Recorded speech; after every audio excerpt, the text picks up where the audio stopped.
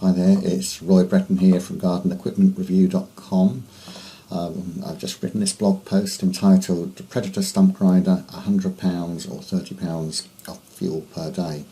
Now, I've been using a Predator 28 diesel radio remote track stump grinder for the past 30 months. It's powered by a Lombardini 28 horsepower diesel engine.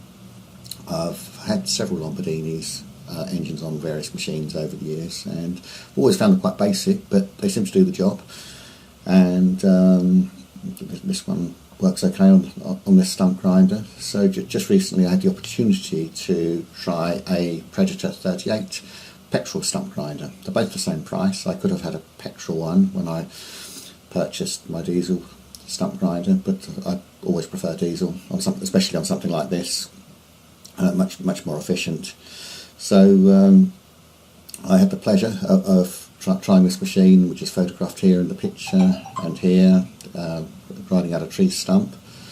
I have to say, I didn't notice any difference in performance to my 28, which kind of sounds amazing, because you kind of think 38 against 28 horsepower, it's going to be much more efficient. But sometimes I don't think these petrol engines are particularly matched to sort of stump grinding, and certainly in my experience I didn't notice any difference in power whatsoever.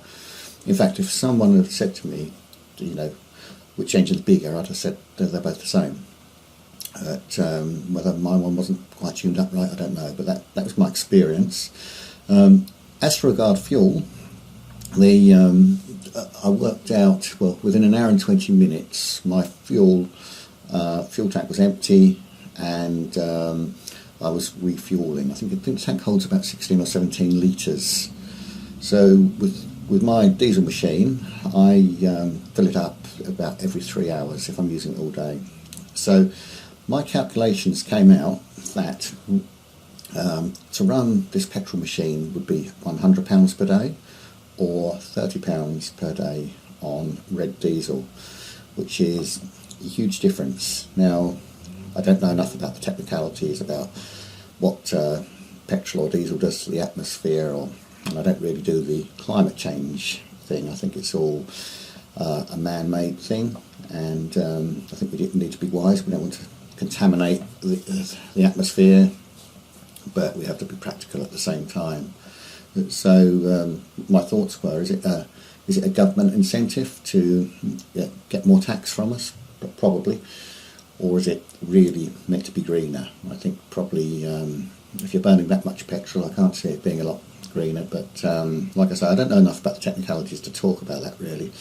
But anyway, I don't know what your thoughts are on this. If you've had experience of using a petrol machine, I noticed that most of the machines, I think with like timber chippers, they're all sort of going petrol now, and I guess if someone's using a chipper all day, that would use quite a bit of fuel, just like this stump grinder did.